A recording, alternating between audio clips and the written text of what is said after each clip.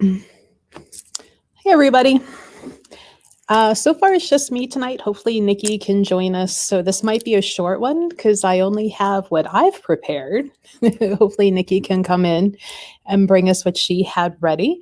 But I wanted to go over some fun little tidbits of history and lore of Samhain or All Hallows Eve. Not so much like a huge history class, but maybe some fun things that we can do and why we do it.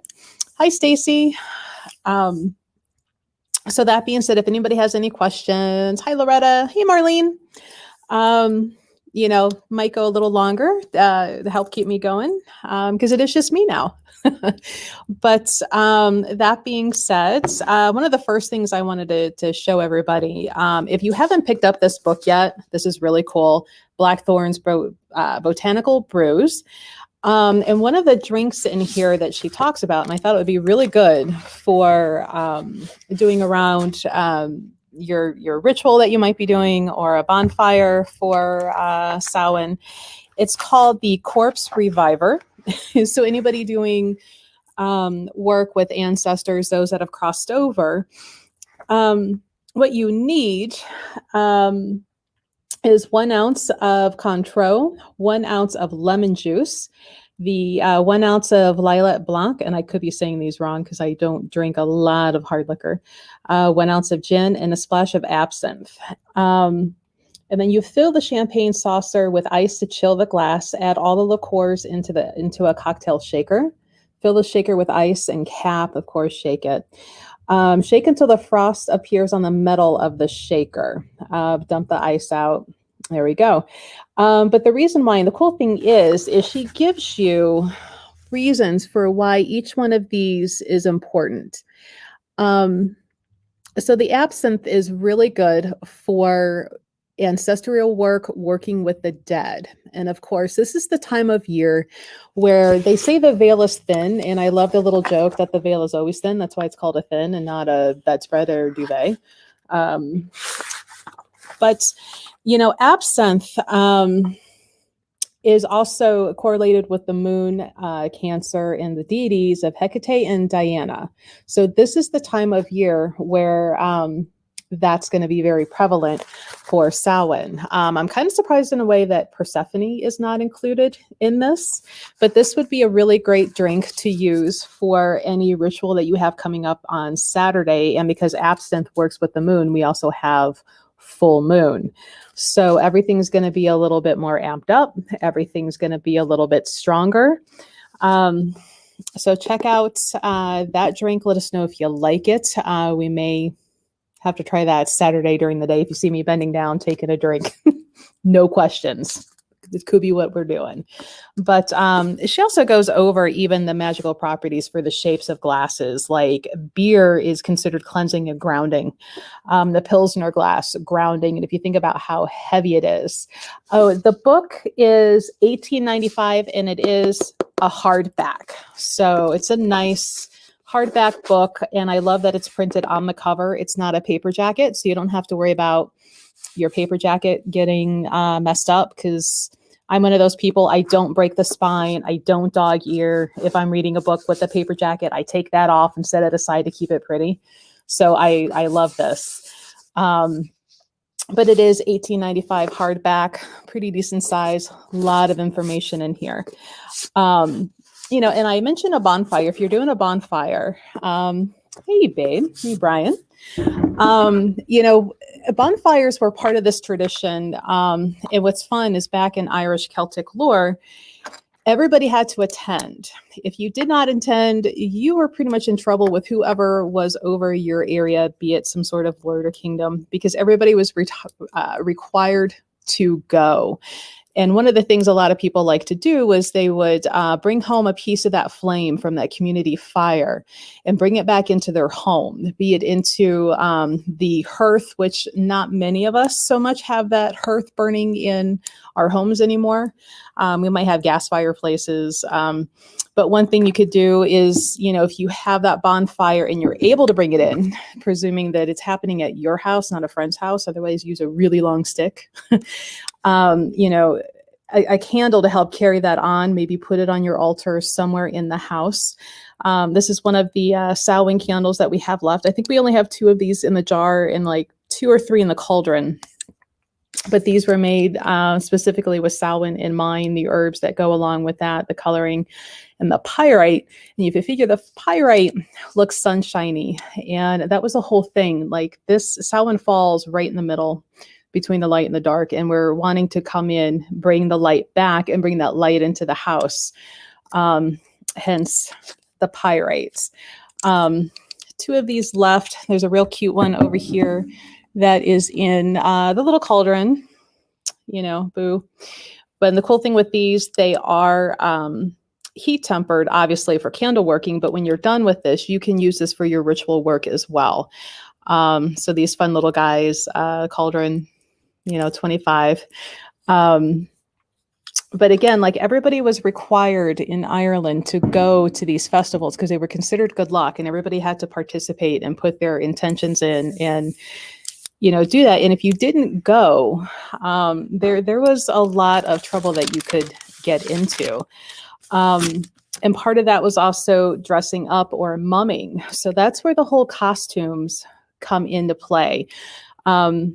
Because with the dead crossing over and being escorted over, the living did not want to be confused as one of the dead. So they would dress up as other things, so they wouldn't be escorted. So that's where the whole getting dressed up, going around, still being able to go to the public bonfire so you weren't in trouble, but you didn't want to be carted off and taken over to the land of the dead. We have a local artist who's been making a few masks. She just dropped these off today, and I'm like, perfect. I will use these in the video tonight to help, show some masking.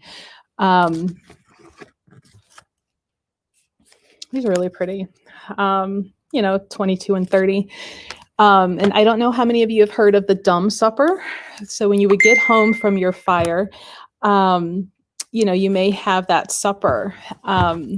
And I think this tradition's carried on even into a lot of the Christian traditions, not always just around Samhain, but maybe Christmas, New Year's, Easter, setting that place at the dinner table for family that have crossed over. So that's the dumb supper, because dumb used to mean deaf, mute, so you wouldn't necessarily hear them or see them, not as a jab intellectually. Now, depending on the tradition you're following in that, sometimes you would go ahead and put the food on the dish. Other times you would leave it empty. And it was just the invite and the intent that you were inviting your ancestors over as a show of honor to join into the celebration that was happening.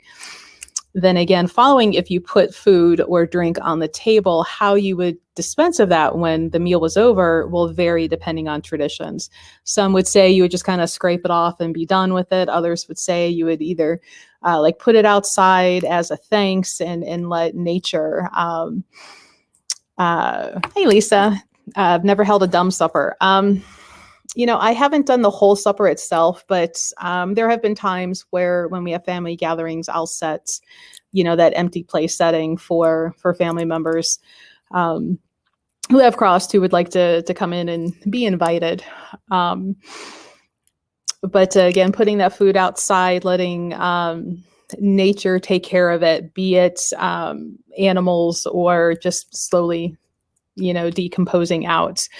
And the fun thing, speaking of your family members coming in, jack-o'-lanterns weren't first done out of pumpkins. That's more of an American thing. It was out of turnips. And if you look online at turnips that are carved, they are a lot more scary than pumpkins are.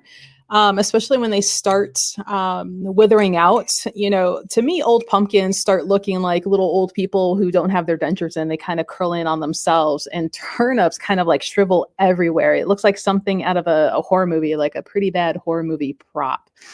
And those were meant to ward away anything trying to come in to the house that was not invited, didn't need to be there.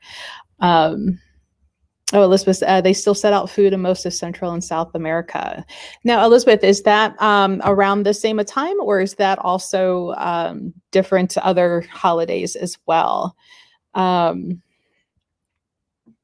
oh, Bread of the Dead. Nice. So again, you guys comment, ask questions, because I'm probably talking too fast too. But that was the turnips are a lot more scary than pumpkins. I think if I were something that was over on the other side, I'd kind of walk away from a turnip before I would a pumpkin. Let's see. Because Samhain is on a full moon this time, one of the things you can do, if be it after the fire, if you go out to a bonfire and you aren't a fan of smelling like a bonfire, or you're doing something more on your own, not looking to be all public because of COVID, because let's face it, maybe you don't want to be out in public. You set out some crystals under the full moon for a little bit, your salts, some water, and charge them with that full moon of this time period. So if you are somebody who is working on your mediumship skills, your intuition, but mainly like that, the communication with the other side, that would be the time to definitely put them out there. I would even suggest, after you've done that, putting them in and around the fire. Because then that's a whole other element that you're kind of adding in to help break through. That fire is also a moving energy. So if trying to move forward, trying to get in with that subtle knowledge of the communication. Oh, thanks, Lisa.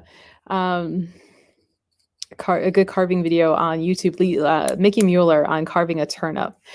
I haven't tried carving a turnip yet, but that would be something that would be fun. Oh, hey, Bill, Zoe, Rachel. Hey, guys. Haven't seen you in a while. Thanks, Elizabeth. Yeah, hopefully next year we'll be able to do a celebration here through the store, and would love to have you bring some of the bread. I know a lot of people were asking if we were doing anything special, and other than a private, function tomorrow, which we have a wedding in the store after hours, and then a seance on Saturday. We couldn't really do anything big. And even with the seance, it's limited by how many people can come in because we have to space everybody out instead of doing the whole thing at a table with everybody's hands on the table. Greg has everybody holding string to keep that connection, and everybody is 6 feet apart, if not more. And it's going to be a very oblong looking oval type shape just to make sure everybody is kept separately. But next year, it would be great to have a big in-store celebration, let everybody come in and have a good time. COVID has really sucked the fun out of a lot of stuff this year. Maybe we'll have to add carving turnips as part of the celebration next year. Now, one of the deities, and I don't think she gets hardly near as much of attention as she should, would be Persephone.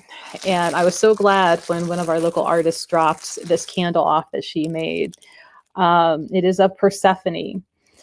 And not only, is she down in the underworld, but she's also kind of a rebirthing because she keeps coming up and she brings up those things. And this is another time of year to work on anything that you need to let go of, to bring on, to get comfortable with anything that you've been holding down deep. Just because you ignore it doesn't mean it goes away. It will fester up and make itself known when you least want it to and when you least expect it. So Persephone, the deity of the underworld. So is Dionysus. And I know you're probably thinking, but he's the god of wine. That's like spring. Why are we thinking of him as a deity for Samhain? He is also known as the twice born. After he was ripped apart with the Titans, Zeus put him into his thigh and he was reborn again. So he has that death and rebirth and that familiarity of going deep and going in, being able to walk that dark night and come out. I guess this talk is turning a little bit into some shadow work too. And Aradia, she is another one associated with a Samhain, the death, the rebirth, the coming out, the digging up of things. Oh, thanks, Elizabeth. So if anybody's got some questions, we'll definitely start, answering some things. This is kind of like what I had. Hopefully Nikki will pop in soon with her information. I think she's having some trouble being able to log on. She was actually going to join us from her store tonight, where you would see 2 separate squares for us, just because her store has similar hours to mine, and there was just no way she could get from that side of Lakewood to here by 7:15. And I think she's having some internet connection issues. But let's see. How else can I drag this on, maybe? We have the cute little, whoops, never mind that. If you're doing some ancestral work, got these adorable little candles with the little skulls. And I know some people get scared of skulls, but they can do a lot of work for you and with you. Though I do warn people, they can be a little bossy. If you find one that you really, really like and you want to work with, and you start communicating, it may just at first be a type of feeling that you need to do certain things for them, or that they're trying to convey to you. Sometimes it may even be full sentences or languages. But they can get a little bossy, and mainly because they're not going to let you sit around and half-ass the work that you're doing with them. But these cute little candles, they are wax, so he'll burn as well. But we have a whole table full of skulls because we just got some new ones in. Some really pretty rose quartz and labradorite. More comments. Oh, the cat candles for International Cat Day. They are way over there. If anybody else wants to see cat candles, I will definitely go get them. Hopefully you saw our cute little meme that Elizabeth made for us about International Cat Day. I need to remember to go take a picture of my fat black cat, Sith, and stick him up. I'm sure he would enjoy the attention. Let's see. Since we're on Halloween and she's not here, we have cute little water bottles. Eat, drink, and be scary. These are only $20, but they are hand wash only. You don't want to ruin your cool looking artwork. And because who doesn't love Beetlejuice? I probably need to take this. Never trust the living. A lot of mediums will say that they they like the dead more than they like the living anyway. Somebody's got questions. Let's answer some questions here. Got a few books we can pull from. Let's see. It's coffee tonight, not wine. I started yawning at like 5:30 and figured that was not going to be a good way to go. Why do some people collect moon water? So to collect the water, and some people will even collect storm water as well. You're able to take that water, and depending on how you're collecting it, if you have it in a clean container that you want to be able to consume later by using it to make your tea, your coffees, adding it to your cooking, but you get the energy of the moon. And depending if you're paying attention to the certain zodiac signs, then you're having that benefit as well. So this one is full moon in Taurus. So you'll kind of get both of that going on, as well as, the Samhain, the thinning of the veil, people being able to communicate a little easier with those that have crossed over. And again, depending on what type of mediumship, if you're talking with those that have crossed over versus those that are still earthbound, it's a different frequency level, I guess, if you will, that would be happening. Though, according to Marianne, full moons and new moons, earthbound spirits kind of get hyped up. They're a little more energized. We may only pay attention to them more around this time of year, but they're just as active and out there every other day of the year as well, not just Halloween. But we like being scared, and if I remember right, it's like a dopamine release when you get scared. So I think that's why some people like roller coasters too. That rush that you get, which I will gladly wait for you at the end of the roller coaster. I hate that falling feeling. You won't catch me on the roller coaster. I'll just wait for you and ask if you had a good time when you get off. But to collect the moon water, sorry, Elizabeth, tangent, you can then take the properties of that full moon and be able to bathe in it, to add it to your cooking or tea. So it's an extra little bit of magic that you can put into your day that's kind of low key. Not everybody has to know what you're doing. Simple things like if you used it for your tea or your coffee, you can bless it with whatever you're working on for the day as well. So stirring it, clockwise and, saying, I welcome prosperity and abundance today, or I will have control and confidence today. If you're having a really crappy business meeting that you have to go into, or you have a particularly different client that you're going to have to work with, you can always bless that in. Or if you go counter what you're going to do away with and what you're going to release. And that full moon water helps to add to that potency. So collecting the waters can be a fun thing. Just if it's something that you're going to want to consume and eat or drink, make sure you have it in a container that is appropriate. And it could be just as simple as a glass jar with the lid on it. If you're going to leave it outside for a while and you don't want some little critters getting in there, and just leaving it in the moonlight for a while.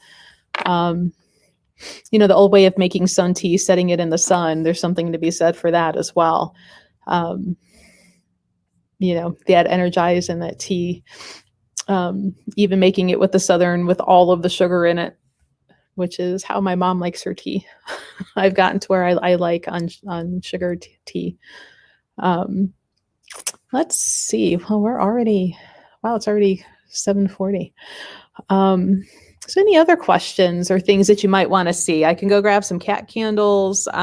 We've got some really cute Samhain plaques that a local artist has done for us. So they're all hand painted and they're like on repurposed wood. So eco-friendly that way. But if anybody else is new joining us, there's an awesome drink in here. Corpse Reviver, using absinthe and a few other drinks that would be really good to do on Samhain. And absinthe, since it correlates into the moon, and Samhain is a full moon, it's a blue moon for this month, it works twice as well for that. And somebody else had asked about the book. It's $18.95. It's nice and thick. It's hardback. It's a really fun book. On a little tangent, there's another book called The Mixology of Astrology.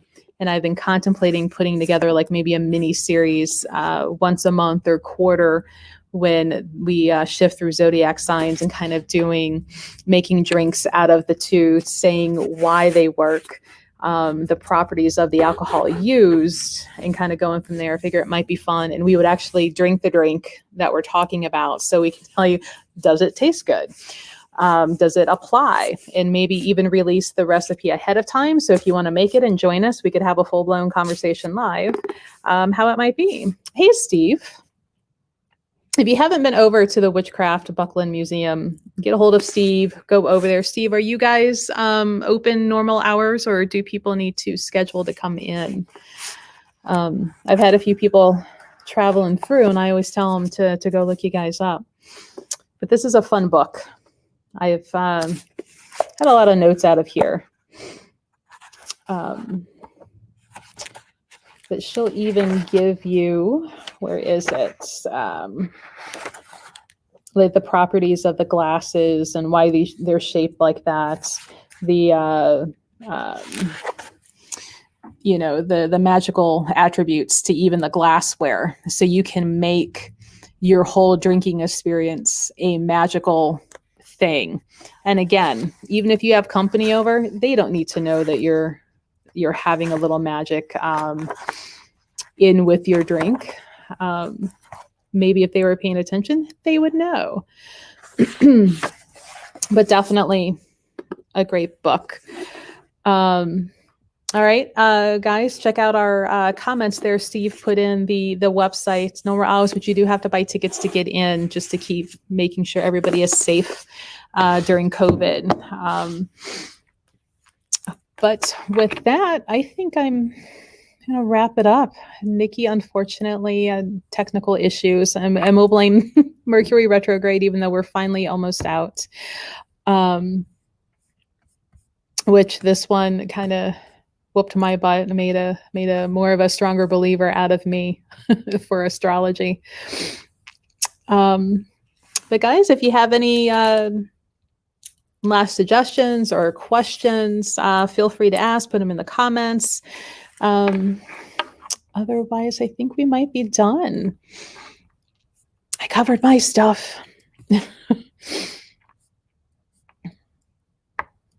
All right. Well, again, if you haven't been over to the Buckland Museum, go say hey to Steve. Keep support our local museum. It is the bucklandmuseum.org. Buy your tickets for your time to go in. Come check us out. We are here tomorrow, 12 to 7, and on Halloween, we are 12 to 6. So stop in, come say hi, and we look forward to seeing everybody soon.